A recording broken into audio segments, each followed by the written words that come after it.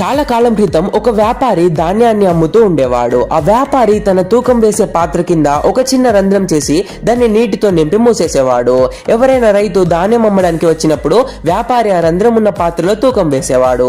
అంటే రైతు తెచ్చిన 1000 కిలోల ధాన్యాన్ని ఆ పాత్ర కేవలం 800 కిలోలుగా మాత్రమే చూపించేది.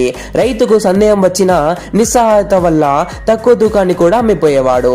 అంతేకాదు ఆ వ్యాపారి అదే ధాన్యాన్ని బజార్లో అమ్ముతున్నప్పుడు త్రాసు ముందు భాగాన్ని కొద్దిగా పైకి లేపేవాడు. దీనివల్ల తక్కువ ధాన్యం కూడా ఎక్కువగా ఉన్నట్లు కనిపించేది. ఈ మోసాలతో వ్యాపారి తన జీవితంలో చాలా డబ్బు సంపాదించాడు.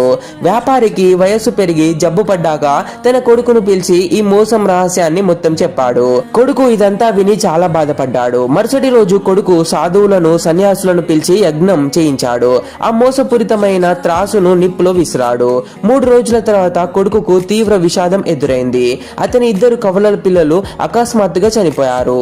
ఒక రాత్రి ఆ కొడుకు కలలో ఒక ముసలి బాబా వచ్చి నీ తండ్రి చేసిన పాపాలకు ఆ కర్మల ఫలం నీ పిల్లలు అనుభవించాల్సి వచ్చింది అని చెప్పాడు. కానీ నువ్వు నిజమైన మనసుతో ప్రాయశ్చిత్తం చేశావు కాబట్టి నీ భార్య మళ్ళీ గర్భవతి అవుతుంది అని ఆ బాబా చెప్పాడు. కొంతకాలం తర్వాత అతని భార్య మళ్ళీ కవల పిల్లలకు జన్మనిచ్చింది.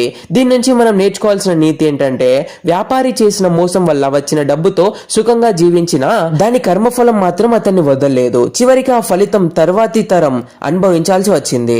నువ్వు ఎంత సంపాదించినా ఏం చేసినా నీ చెడు కర్మలు లేదా మోసం ఎప్పటికీ నిన్ను క్షమించవు. చేసిన తప్పుకు ఫలితం ఏదో ఒక రూపంలో ఎప్పుడో ఒకప్పుడు తప్పగా అనుభవించాల్సి వస్తుంది.